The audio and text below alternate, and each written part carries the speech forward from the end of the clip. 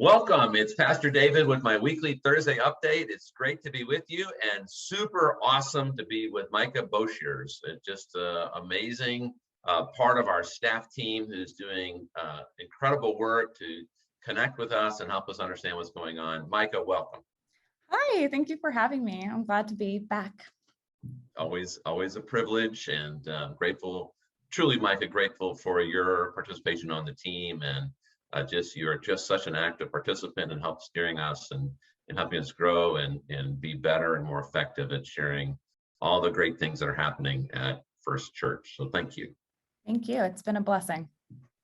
Good. So you keep track for us, help us and the board, the staff and the board, be in touch with how we're doing on our media and our online worship. So let's talk first about online worship. You have a graph to show us where we're going with that?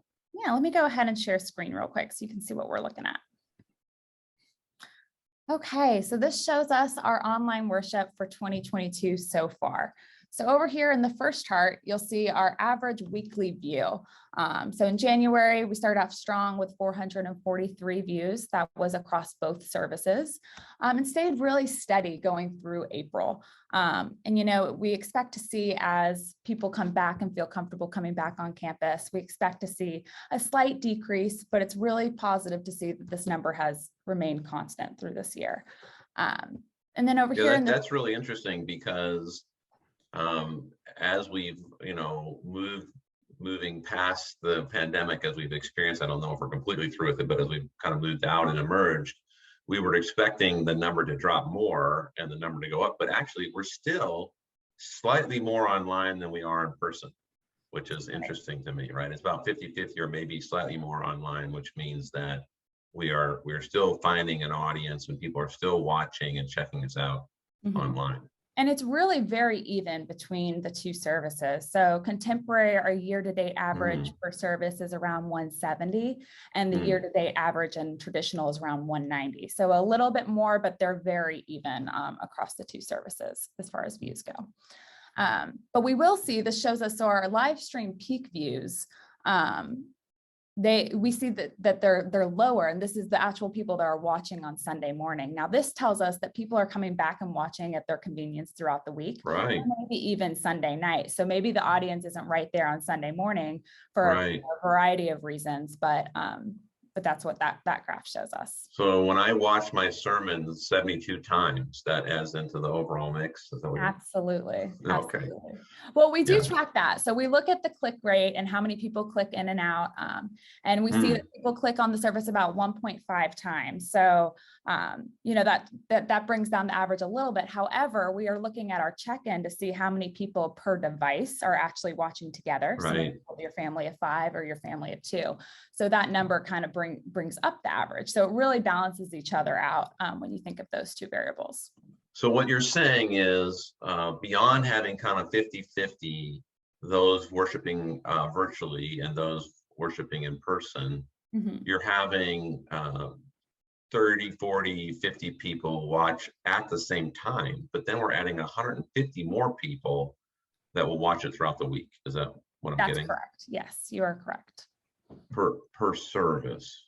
Per service, right? So it's so about 150 people per service. So if we have about 60 people watching, that's about another 100 watching. That's interesting. It certainly speaks to a changing age. When I was a kid, way back when, everything was closed. Just very few things were open. And then as I got a little older, sports started happening. I was like, but there was a time when the world kind of organized itself around this Sunday morning kind of world, and this seems to say that is completely changed.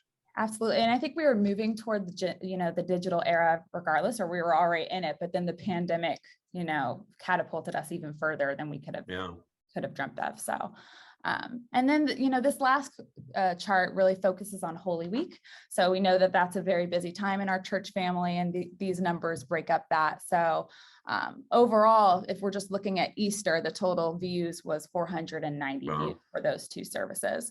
And then total views for Holy Week as a whole was, a little over 1,200. So that's great, considering our online presence was also, our in-person presence was also really great. So. Yeah, there was just some really strong services Holy Week, really strong Thursday and Friday services. And it's cool that, and I've heard this, people have shared the services with people that in their family or loved ones beyond because it was so meaningful to them. And that is one of the benefits of the digital age, is that I can go back and reimmerse myself in that, or I can pass it on to my mom who's not able to be with me to have that concurrent thing. And so these are still accessible to us through our website. Is that correct? Yeah, so you can find them on our website, but you can also go directly to our YouTube channel and find them there as well. Yeah. What are the numbers about average time, and what does that tell you? So the average watch time is, you'll see in Holy Week, and this remains average, constant throughout every Sunday, but is around 30 minutes. Industry average for an hour long video is around 20 minutes. So this tells us that people are not just clicking in and clicking out, that they're actually engaging with the worship service. They're watching the sermon, they're listening to the songs.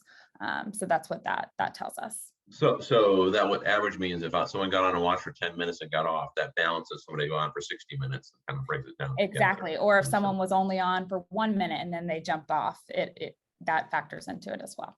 I know that we early on kind of kept track of Facebook, but that was such a short watch time that it didn't feel like an accurate kind of measurement. That this is really more YouTube watching. Am I correct in that? Yes, that is correct. So we do stream on our Facebook, but the watch time on Facebook is only around a minute.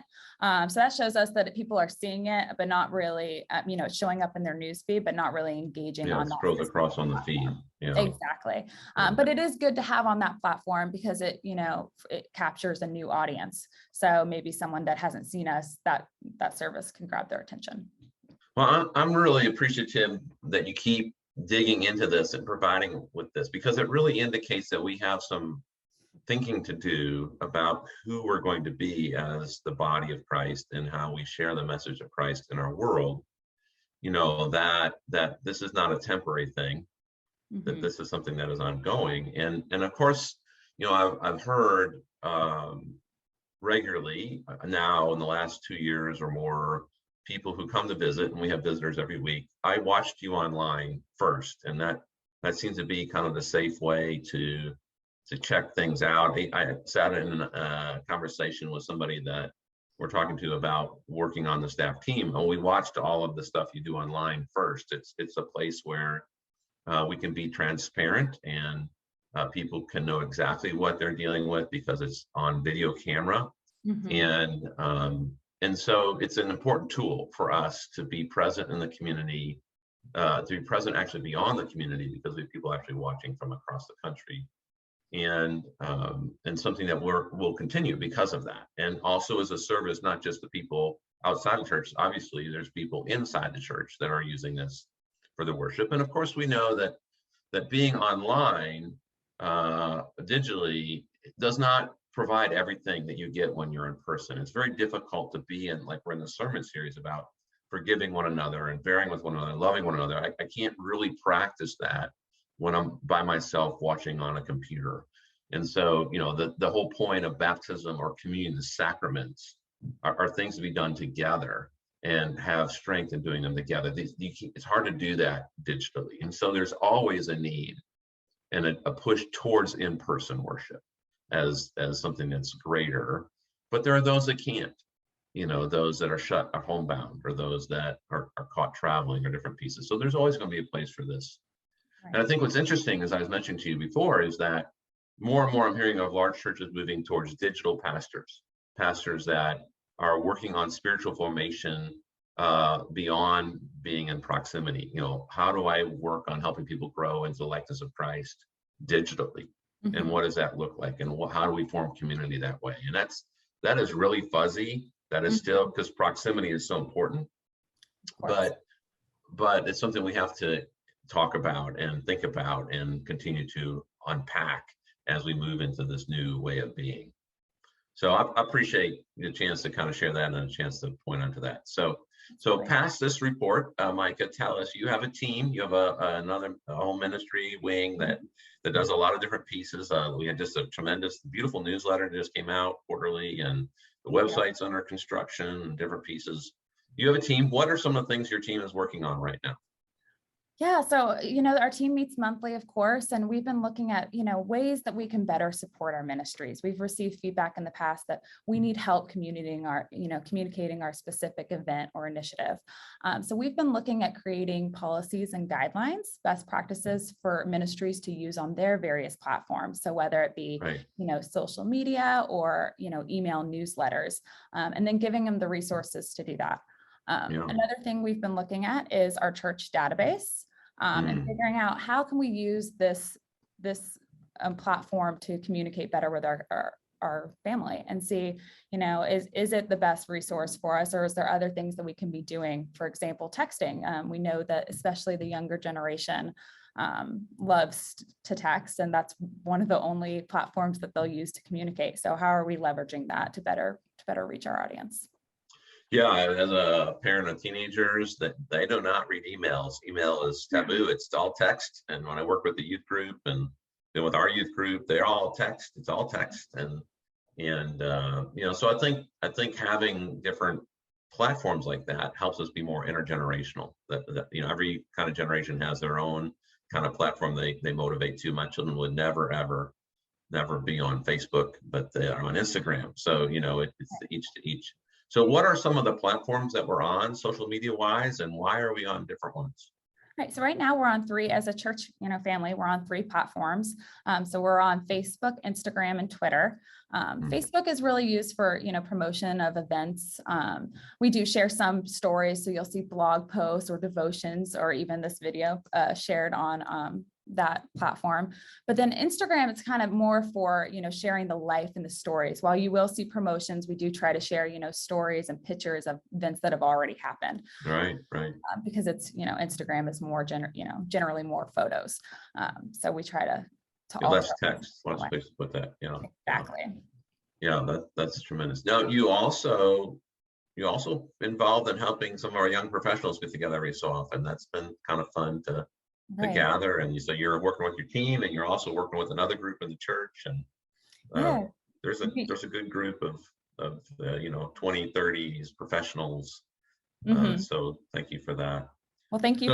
So you've been at the church how long? I mean, 75 years, close to that. Real close, about 72. No, I started in 2017 as an intern, and I was working on my undergrad at UCF, and have been fortunate to stay here and develop my faith and my profession. So it's been a blessing. We're fortunate to have you for sure, and grateful for you. Last left field question. You're about ready to head out to a trip for a family event somewhere. What's going on in your life? So my little sister is getting married. So we are going on a trip to Cancun next week for her bachelorette trip. So it should be really nice to spend that time with her. I thought I'd provide you with, a T-shirt and maybe a travel bag that has First United Methodist Church all over. Yeah, well, just all the logos, anything with our logo. Exactly. Yeah, that'd be great. Well, Micah, I'm so grateful for you and your ministry, and to your team, and to Rachel, who works with you to do the social media postings. And please check out our latest newsletter, and check out our website. There's great things. It continues to improve, and I think there's some conversation going on coming up in the future months about rebranding and in terms of how we pull the unified look. So there's just a lot happening, and thank you for leading us that way. Absolutely. Thank you. All right, folks, we'll see you in church on Sunday.